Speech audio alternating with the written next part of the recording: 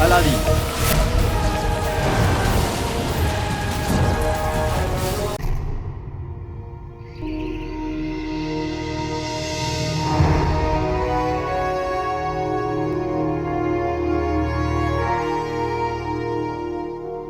আমি মাকে কথা দিয়েছিলাম আজকে আমি বাচ্চার সাথে দেখা করব আর ওনার কাছ থেকে বাবার সত্যিটাও জানবো।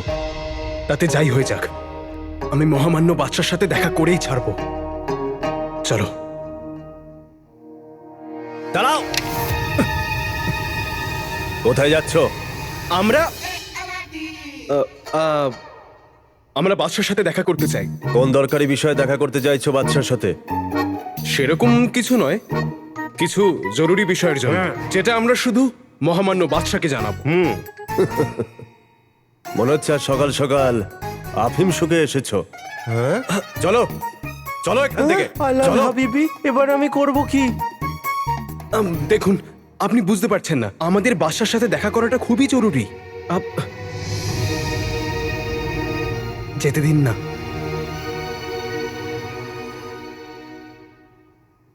এটা কি?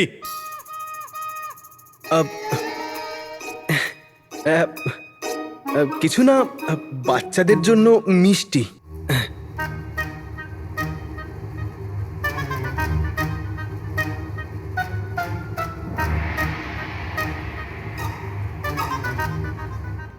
এটা তো সত্যিই মিষ্টি।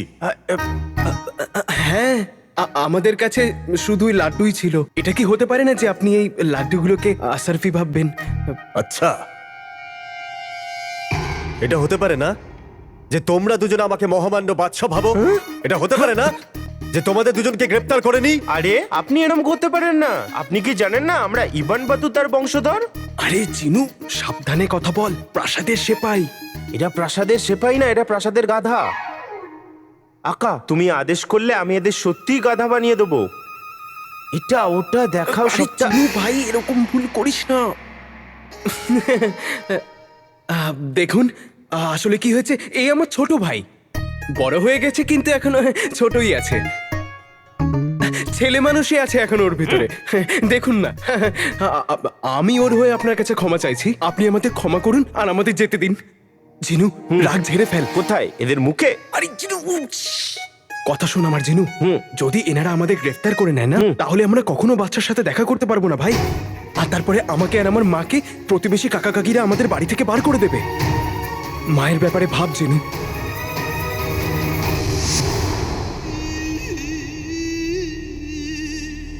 আপনি শুধু বাগদাদে রাজত্ব করার স্বপ্ন দেখছেন, যেখানে আপনি সমগ্র দুনিয়াতে রাজত্ব করতে পারেন।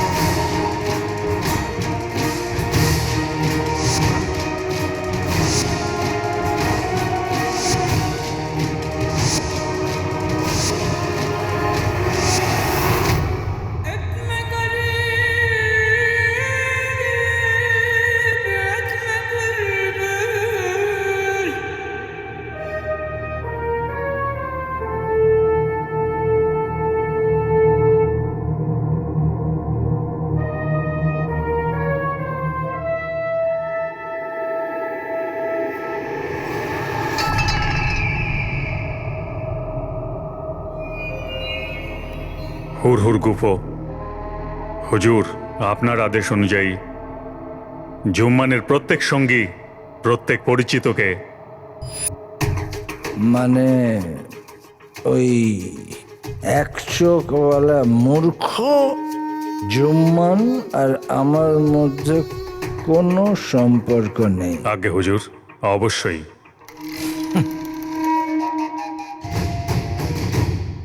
বারে ভাগ্য, আমার ভাগ্য, কি ভাগ্য পেয়েছি আমি।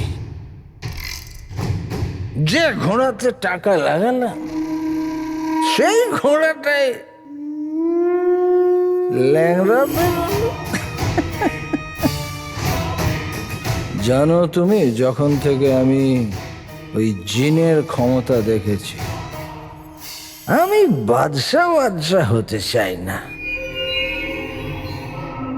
আমি বাদশাহ নয়, খুদা হতে চাই।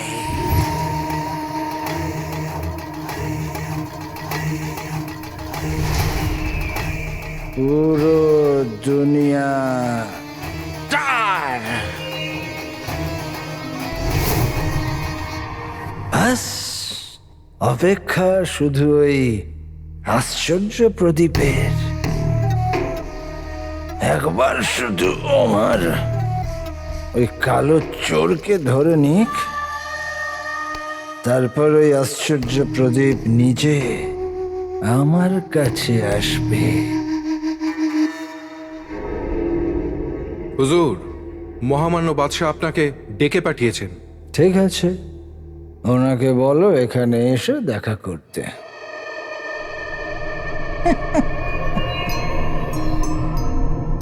যতক্ষণ ওই কালো চোর আর আশ্চর্য প্রদীপ আমার হাতে না আসছে না, তো ততক্ষণ ওই মহামান্য বাদশাকে সহ্য করতে হবে আমাকে।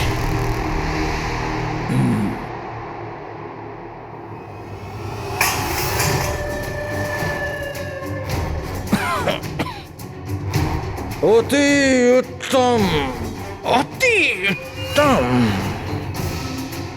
শুধু আর একটু ধৈর্য রাখুন হুজুর, তারপর লক্ষ্য আপনার পায়ের তলায় থাকবে।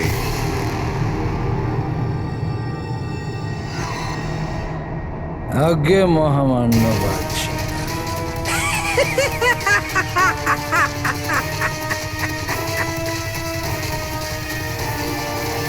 লক্ষ্যে পৌঁছানো অনেক মুশকিল জিনু, কিন্তু আমাদের পৌঁছাতেই হবে। মায়ের আশা আমাদের সাফল্যের উপরেই টিকে আছে। বাদশার সাথে দেখা করে আমাকে আমার বাবার সত্যিটা জানতেই হবে। জানতে হবে যে উনি বিশ্বস্ত ছিলেন না। না না আকা, এই শব্দটা বলো না। মায়ের বাবার ওপর বিশ্বাস আছে, আর আমার মায়ের ওপর। বিশ্বাস তো আমারও আছে জিনু, আর এটাই তো আমাদের ভরসা। কিন্তু এই ভরসা তখনই কাজে আসবে যখন আমরা প্রাসাদের ভিতরে যাব। প্রাসাদের ভিতরে গিয়ে আমরা সত্যিটা জানতে পারবো। বাস হবে, তারপরেই তো বাঁশি বাজবে। বাস, বাস। আকা, আমি বুঝে গেছি তোমাকে প্রাসাদে কিভাবে পৌঁছাবো। কি করে? এভাবে এটা ওটা দেখাও, সবটা জাদু বলে করবো টোটকা। ডাবের মধ্যে যেমন থাকে শ্বাস, আমার হাতে চলে আসুক একটা বাঁশ। হ্যাঁ, এ নাও। কোথায় ঠিক হবে? আরে কি ঠিক হবে? ধৈর্য রাখো আকা। হ্যাঁ, এখানে ঠিক হবে। এটা ওটা দেখাও, সবটা জাদু বলে করবো টোটকা। গায়ে যেমন লাগাই আতর, চলে আয় আমার প্রিয় পাথর।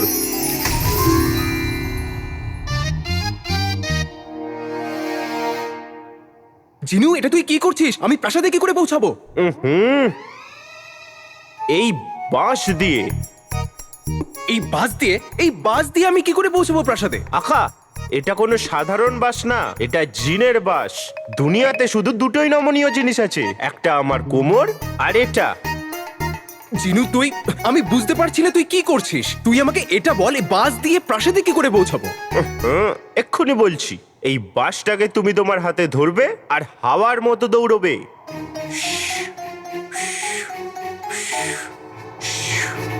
জিনু, হ্যাঁ। আমি এত জোরে দৌড়াতে পারবো না। কোনো ব্যাপার না, তুমি এই বাসটাকে হাতে ধরবে আর ঘোড়ার মতো দৌড়বে। টুকুটুক টুকুটুক টুকুটুক টুকুটুক টুকুটুক টুকুটুক টুকুটুক টুকুটুক টুকুটুক টুকুটুক টুকুটুক টুকুটুক টুকুটুক টুকুটুক টুকুটুক টুকুটুক। হ্যাঁ, আমি ঘোড়া নই যে ঘোড়ার মতো দৌড়াবো। আরে তাহলে কিভাবে দৌড়বে? ল্যাংড়া কচ্ছপের মতো দৌড়বে? তোমায় কারুর মতো তো দৌড়তে হবে। হাওয়ার মতো, চিতার মতো বা ঘোড়ার মতো। আমার মতো? হ্যাঁ, নিজের মতো। এই বাসটাকে হাতে ধরবে আর নিজের মতো দৌড়বে। দৌড়তে দৌড়তে দৌড়তে দৌড়তে দৌড়তে দৌড়তে দৌড়তে দৌড়তে দৌড়তে দৌড়তে দৌড়তে দৌড়তে দৌড়তে আরো জোরে দৌড়তে দৌড়তে দৌড়তে দৌড়তে দৌড়তে দৌড়তে দৌড়তে আরে আমি এত দৌড়াতে পারবো না, আমি হাঁপিয়ে গেছি। আরেকটু দৌড়তে দৌড়তে দৌড়তে দৌড়তে এই পাথর অব্দি পৌঁছবে আর এই বাসটাকে এখানে লাগিয়ে দেবে। তারপর এই বাসটা বেঁকবে, দেখো, তারপর এটা সোজা হবে আর তুমি হাওয়াতে উড়বে। ও নিচে দেখো, প্রাসাদ দেখা যাচ্ছে। হ্যাঁ হ্যাঁ, প্রাসাদ দেখতে পাচ্ছি। তাহলে সেপাইদেরও দেখতে পাচ্ছ নিশ্চয়ই। হ্যাঁ হ্যাঁ, সেপাইও দেখতে পাচ্ছি। আরে তাহলে হাত দেখাও আর তারপর তুমি প্রাসাদের মধ্যে পৌঁছে যাবে।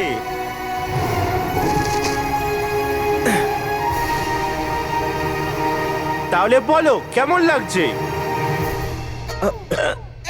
ঝিনু, হ্যাঁ, কিন্তু এটা কি করে হবে?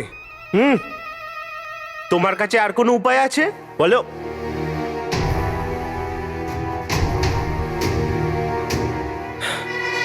আমি আমার মায়ের জন্য করব।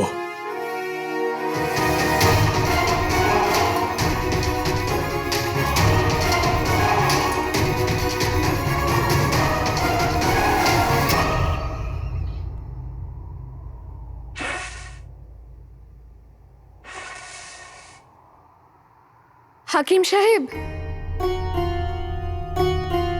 রাজকুমারী আপনি? হাকিম সাহেব কোথায়? বাবার ওষুধ এখনো তৈরি হয়নি কেন? ক্ষমা চাইছি রাজকুমারী, হাকিম সাহেব কিছু জরুরি কাজের জন্য বাগদাদের বাইরে গেছে, এই জন্য ওষুধের দায়িত্ব আমার ওপর দিয়ে গেছে। আজ আমি ওষুধ তৈরি করতে পারছি না, কয়লা আর্দ্রতায় ভিজে গেছে।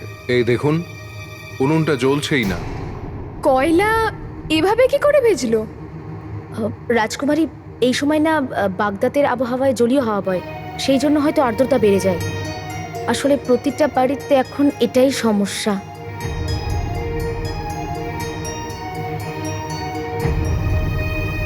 তাহলে ওষুধ তৈরি না হলে বাবার শরীর সুস্থ হবে কি করে? সেই কথাই চিন্তা করছি আমি আরো একবার চেষ্টা করছি।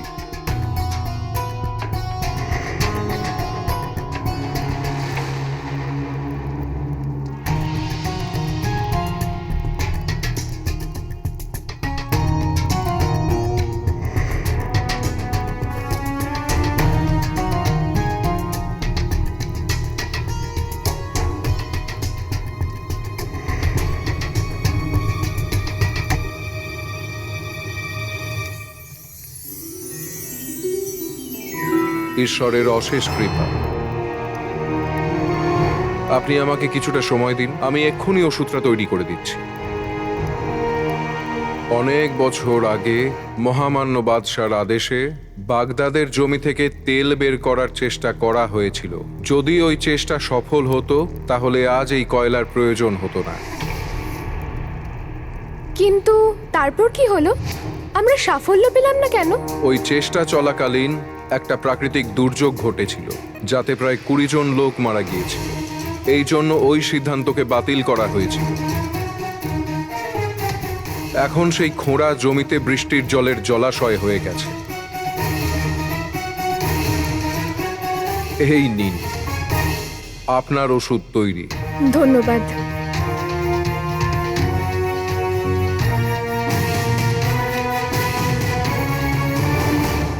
এবার এই বাস আমায় যেখানে নিয়ে যাক, আমার চায় আসে না। আমি আমার মায়ের জন্য সবকিছু করতে পারি। তুমি চিন্তা করো না আকা, আমার ওপর ভরসা রাখো। আমার কোমর ভেঙে গেলেও এই বাঁশ কখনোই ভাঙবে না। 1, 2, 3, এবার মারো লাফ।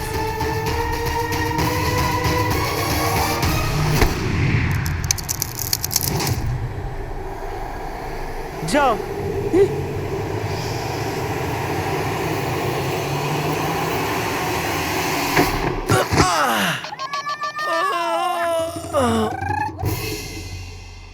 বাঁশ তো ভেঙে গেল আর এখানে জিনু মরে গেল। আকা, সব গন্ডগোল হয়ে গেল। আকা, কেন মরে গেলাম। আকা, আমি তো আগেই বলেছিলাম এটা জিনের বাঁশ। ওঠো ওঠো আকা, ওঠো ওঠো। তুমি ঠিক আছো তো? না, আকাশে পৌঁছালাম না গাছে আটকালাম, কিন্তু কিছু ভেঙেছে নিশ্চয়। ভেঙেছে? চলো এসো আকা, এসো। রাজকুমারী একবার ভাবো যদি বাগদাদের জমি থেকে তেল বেরোতো, কি ভালোই না হতো। ঘরে ঘরে প্রদীপ জ্বলতে শুরু করতো, আর আমরা মেয়েরা চুলে বালতি ভরে ভরে তেল ব্যবহার করতাম। আর বাচ্চারা তো খেলা দেখতে যায়, তখন শুধু ওরা তেল দেখতে যেত। আরে আর চারপাশে তো প্রীতি, হ্যাঁ হ্যাঁ রাজকুমারী, প্রীতি আমার একটা কাজ করে দিবি? হ্যাঁ তুমি একবার বলে তো দেখো আমায়। পুরনো কাগজপত্র যেখানে আছে সেখানে যা, আর তেলের খনির সমস্ত কাগজ নিয়ে আয় তাড়াতাড়ি। আমি বাবাকে ওষুধটা দিয়ে দিচ্ছি, তুই তাড়াতাড়ি যা। হ্যাঁ, আচ্ছা।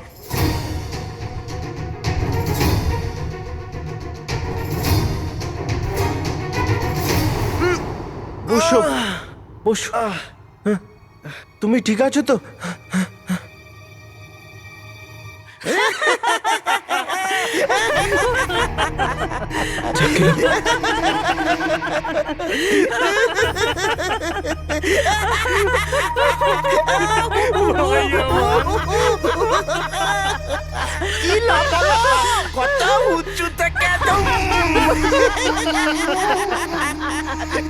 সোনার আসর ফির দিব্যি আলাদিন।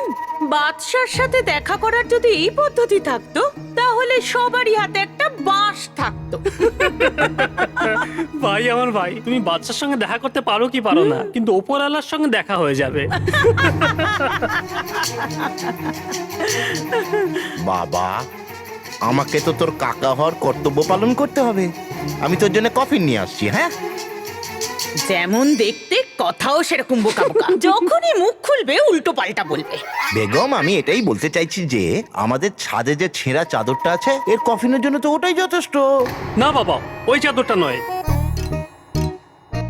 বাবা, ওই চাদরটা তো তোমার কফিনের জন্য রেখে দিয়েছি। খুব ভালো। হ্যাঁ বাবা, ষাঁড়ের চিন্তা তো দেখো। কবরের জমি, কফিনের কাপড়, মেরে ফেলো। বাবা বাবা বাবা, আরে তোমাদের মতো আত্মীয় থেকে তো ভালো কেউ সাপ পুষুক। আরে নিজেরই ভাইপোর মৃত্যুর প্রস্তুতি নিচ্ছ, লজ্জা লাগা দরকার তোমাদের। শেখ জিনু, লজ্জা তো আমরা সকাল সকাল গরম জলে মধুর মতো মিশিয়ে খেয়ে নিই। তোমরা নিজের চিন্তা করো। আলাদিন, সেদিন তো খুব বড় বড় কথা বলে এলি, আর প্রাসাদে প্রবেশই করতে পারছিস না।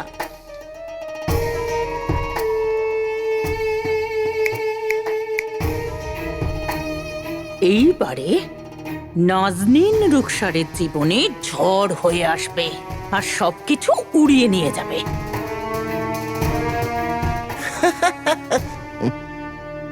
পেতনিদের রানীর হুমকি, এটাকে মিথ্যে ভেবো না। হ্যাঁ, এই যে তালপাতার সেপাই, বাড়ি চলো। এসেছেন বাদশার সাথে দেখা করতে। হ্যাঁ,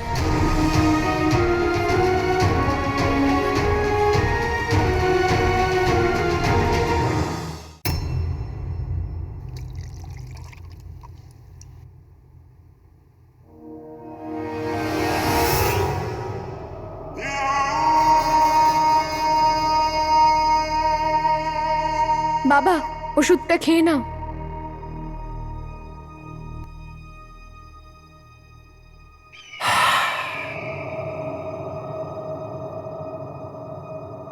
ধন্যবাদ।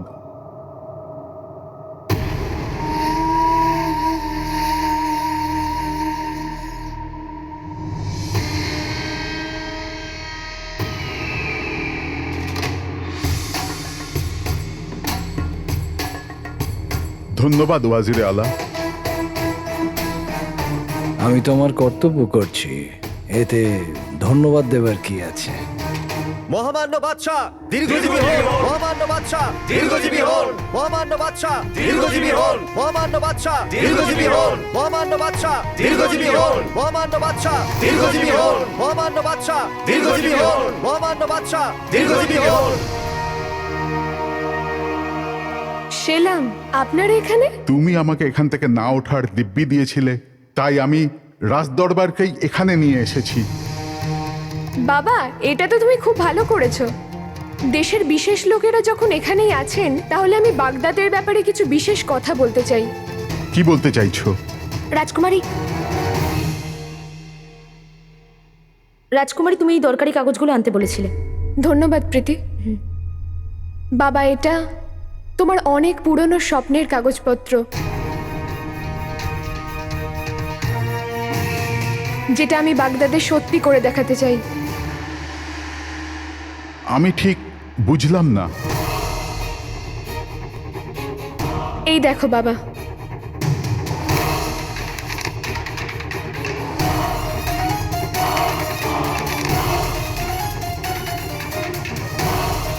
তোমার বাগদাদে তেলের খনির স্বপ্ন।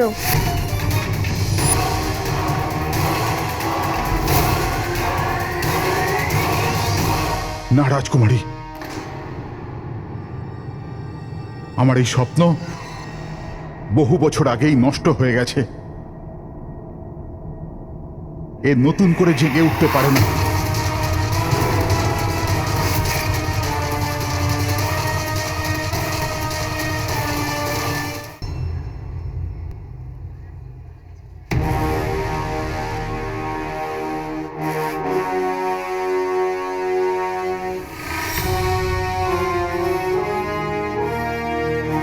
এত বড় শহরে কালো চোরকে খুঁজে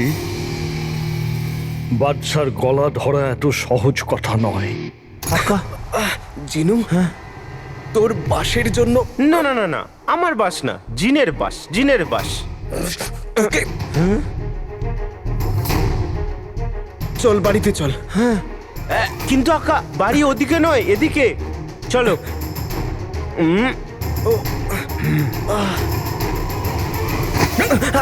খামাকা। আরে ভাই, দেখে চলো। আরে আলাদিন, তুমি? ঝাক্কিলো, ওস্তাদ যে। জিনু, চিনতে পেরেছিস তুই? আরে আমি যখন তোকে গুহা থেকে আনতে গিয়েছিলাম তখন জিনু। আমি একদম একা। না, তাহলে কে আমার আপন? এখন এই তোমার সবকিছু। হালাল হাবিবি, এবার আমি করব কি? ওস্তাদ, হ্যাঁ হ্যাঁ, আমি এনাকে কি করে ভুলতে পারি? সাব্বাস আমার জিনু ভাই। বাহ, জিনকে গোলাম বানিয়ে রাখতে তো সবাইকে দেখেছি, কিন্তু ভাই ভাবার মতো মানুষ এই প্রথম দেখছি। জিনু, ওস্তাদের জন্য গিয়ে কিছু নিয়ে আয় না। আরে না না না, কোনো দরকার নেই। না না ওস্তাদ, দরকার আছে। এই বাহানায় আমিও কটা সিঙ্গারা খেতে পারবো। এক্ষুনি আসছি।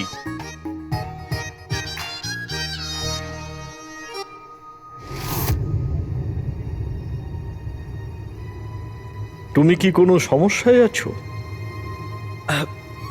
আমি খুব কঠিন পথের লক্ষ্য বেছে নিয়েছি ওস্তাদ। আমারও কঠিন পথের লক্ষ্যই পছন্দ। এমন কোনো লক্ষ্য নেই যার পথ সহজ হয়। আপনি আন্দাজও করতে পারবেন না ওস্তাদ, যে আমার লক্ষ্য বাগদাদের বাদশাহ। তুমি আন্দাজও করতে পারবে না আলাদিন, যে আমার লক্ষ্য বাগদাদের বাদশাহ।